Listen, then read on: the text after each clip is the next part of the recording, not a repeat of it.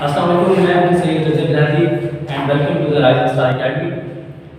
इससे पिछले लेक्चर के अंदर जो हमने फिजिक्स की एक सीरीज स्टार्ट की है, हमने इंटरेक्शन ऑफ इलेक्ट्रोमैग्नेटिक रेडिएशंस पढ़ा है विद द मैटर और हमने उसका जो पहला टॉपिक है फोटो इलेक्ट्रिक इफेक्ट का स्टार्ट किया था।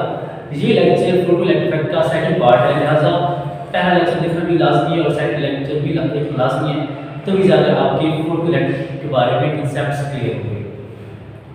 तो एक बार रिवाइज कर लीजिए कि कल हमने क्या पढ़ा था। हमने कल कहा था कि अगर आपके पास कोई मेटल सरफेस है और मेटल सरफेस पर कोई लाइट आकर फॉल होगी, तो लाइट के आने की वजह से इस मेटल से इलेक्ट्रॉन्स इजेक्ट होंगे, इस मेटल से इलेक्ट्रॉन्स इजेक्ट होंगे और ये एनोड की तरफ क्या कर जाएंगे, मूव कर जाएंगे। जैसे ये एनोड की जानिब मूव करेंगे तो इस एक्सटर्नल सर्किट के अंदर करंट फ्लो करना शुरू हो जाएगा। उस करंट को हम कहेंगे फोटो इलेक्ट्रिक करंट। और कल हमने यहाँ कैथोड से निकलने वाले इलेक्ट्रॉन्स की काइनेटिक एनर्जी के लिए फॉर्मूला ड्राइव किया था। Kinetic energy maximum is equal to e V naught. ये जो kinetic energy maximum is equal to e V naught का हमने फॉर्मूला लिखा है, ये हर इलेक्ट्रॉन की काइनेटिक एनर्जी में नहीं है, बल्कि ये उन फोटो इलेक्ट्रॉन्स की काइनेटिक एनर्जी का फॉर्मूला है कि जिनकी काइनेटिक एनर्जी मैक्सिमम है। आगे चल के हमने एक रिजल्ट भी देखना है कि जो इलेक्ट्रॉन्स यहाँ से निकलेंगे, इन सब इलेक्ट्रॉन्स की काइनेटिक एनर्जी एक जैसी नहीं होगी, हर एक की काइनेटिक एनर्जी डिफरेंट होगी। लिहाजा ये फॉर्मूला सिर्फ और सिर्फ एप्लीकेबल है for those photo electrons which has the maximum kinetic energy.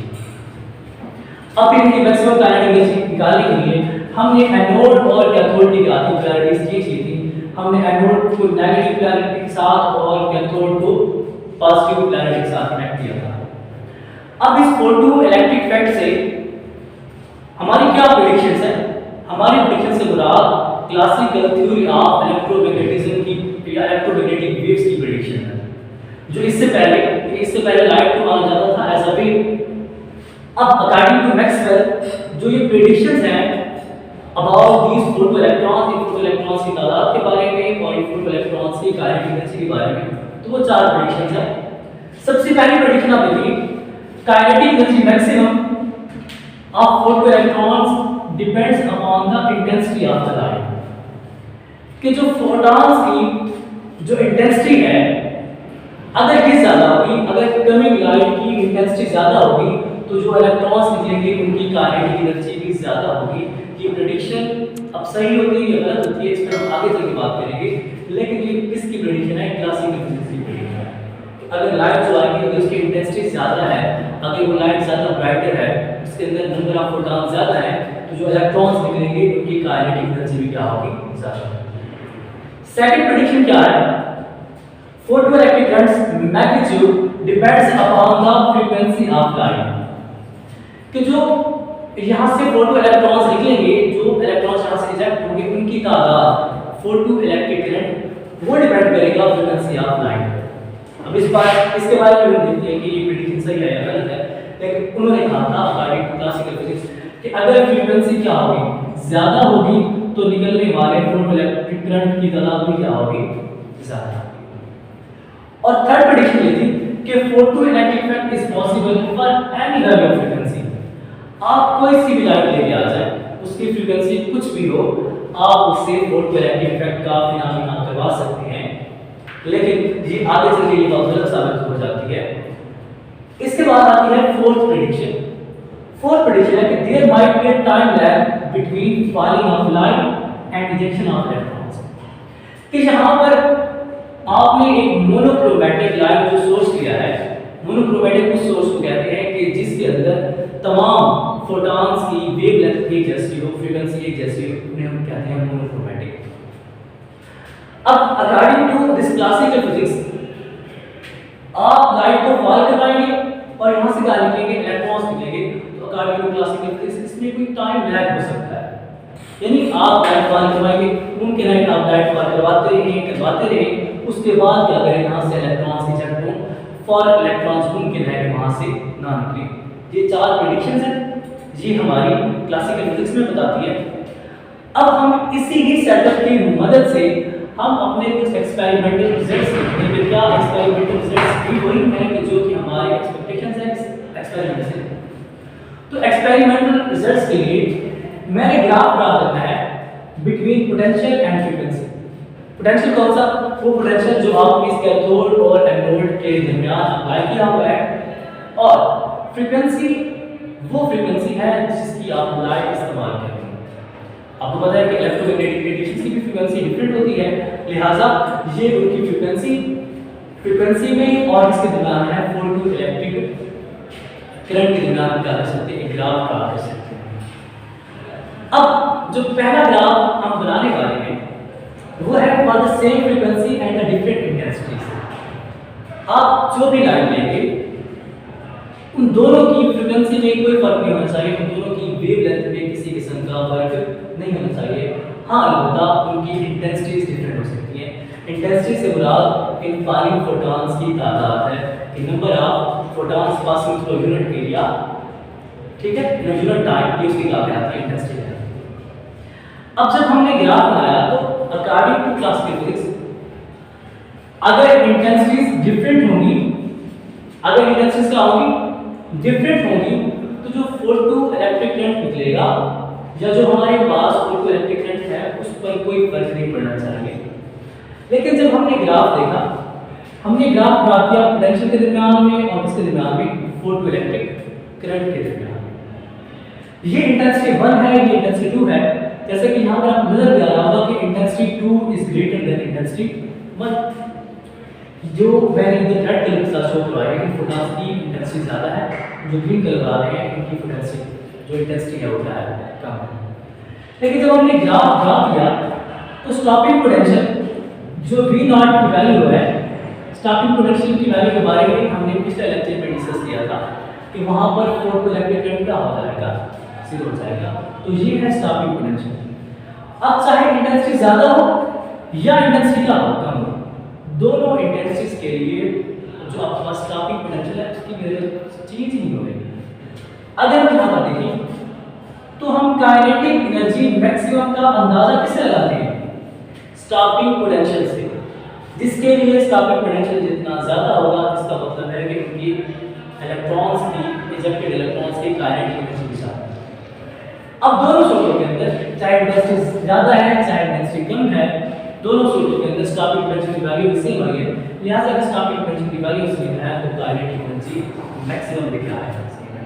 तो जो एक प्रेडिक्शन है यहाँ पर क्लासिकल फिजिक्स की जो गलत हो गई है, वो प्रेडिक्शन क्या थी कि हमारे पास जो kinetic energy maximum photo electrons की इंटेंसिटी पे डिपेंड करेंगे, मगर हमारे एक्सपेरिमेंटल रिजल्ट्स हमारे ग्राफ इस बात की निशानदेही करते हैं कि काइनेटिक एनर्जी का उनकी इंटेंसिटी के साथ किसी किस्म का कोई रिलेशन नहीं है। तो यहाँ पर क्लासिकल फिजिक्स की पहली प्रेडिक्शन गलत हो जाती है। अब हम एक और ग्राफ बनाते हैं और वो ग्राफ है between for different frequencies and the same intensities. अब आप जो लाइट फॉल गिरवाएंगे इस कैथोड प्लेट पर, अब उनकी फ्रीक्वेंसी डिफरेंट करेंगे और उनकी इंटेंसिटीज को क्या करें, सेम रखें। जब मैंने एक ज्यादा फ्रीक्वेंसी वाली और एक कम फ्रीक्वेंसी वाली लाइट फॉल गिरवाई तो जिसकी फ्रीक्वेंसी ज्यादा है उसके लिए आप देख रहे हैं कि स्टॉपिंग पोटेंशियल की वैल्यू भी क्या है, ज्यादा है, और जिसकी फ्रीक्वेंसी कम है उसकी स्टॉपिंग पोटेंशियल की वैल्यू क्या है, कम है। इसका मतलब ये हुआ कि स्टॉपिंग पोटेंशियल की वैल्यू किस पर डिपेंड करेंगे, ये डिपेंड करेंगे फॉलिंग लाइट की फ्रीक्वेंसी पर। अगर फ्रीक्वेंसी ज्यादा है तो स्टॉपिंग पोटेंशियल भी क्या है, ज्यादा है। अगर फ्रीक्वेंसी कम है तो स्टॉपिंग पोटेंशियल भी क्या है, कम है। जिसके लिए स्टॉपिंग पोटेंशियल ज्यादा है, जिसके लिए स्टॉपिंग पोटेंशियल ज्यादा होगा, जाहिर बात है उसके लिए क्या होगी, काइनेटिक एनर्जी मैक्सिमम भी ज्यादा होगी। तो जब हम दोनों बातों को रिलेट करते हैं हमें यहाँ से ये रिजल्ट मिलता है कि अगर फॉलिंग लाइट की फ्रीक्वेंसी ज्यादा होगी तो निकलने वाले इलेक्ट्रॉन्स की काइनेटिक एनर्जी भी क्या होगी, ज्यादा होगी। और अगर फॉलिंग फोटॉन्स की फ्रीक्वेंसी कम होगी, उनकी एनर्जी कम होगी, जो इलेक्ट्रॉन्स इजेक्ट होंगे उन इलेक्ट्रॉन्स की काइनेटिक एनर्जी भी क्या होगी, कम होगी। लेकिन हमने जब क्लासिकल फिजिक्स जान लेते हैं तो क्लासिकल फिजिक्स ये कहती है कि जो फोटोइलेक्ट्रिक करंट है its magnitude depends upon the frequency of light. According to classical physics, electrons की काइनेटिक एनर्जी नहीं बल्कि जो फोटोइलेक्ट्रिक करंट है वो फ्रीक्वेंसी पर डिपेंड करता है।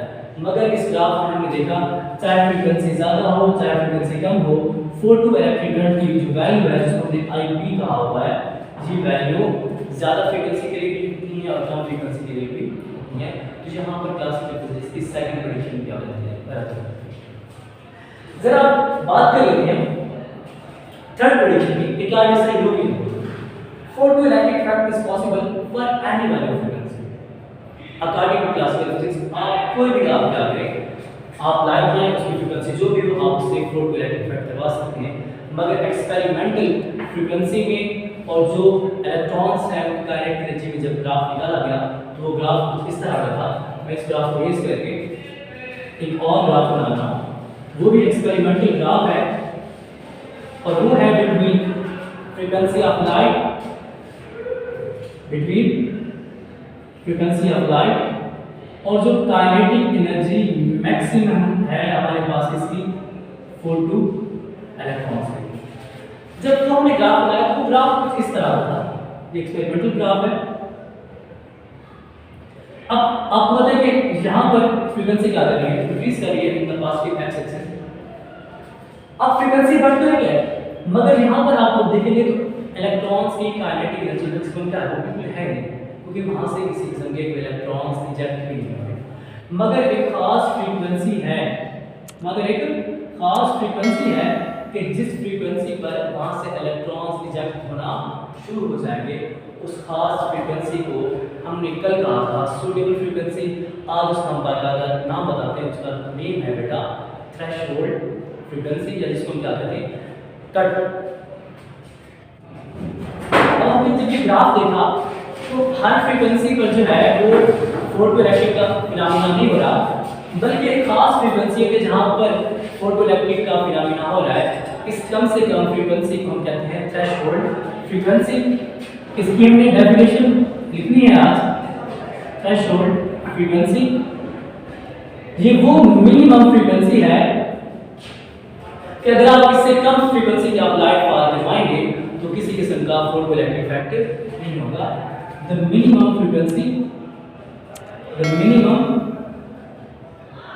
frequency of falling light below which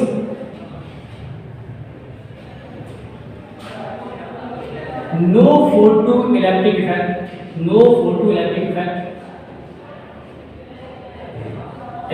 effect is possible इन कम से कम फ्रीक्वेंसी। अगर आप इससे कम फ्रीक्वेंसी वाले आप लाइट फॉल करवाएंगे, अब इसका हमें पता कैसे चलेगा, तो उसके लिए हमने एक टर्म पढ़नी है वर्क फंक्शन बताएगा कि किस मेटल के लिए थ्रेशोल्ड फ्रीक्वेंसी चाहिए। इंशाल्लाह उसके लिए इस लेक्चर के जो थर्ड पार्ट का लास्ट पार्ट होगा इस लेक्चर का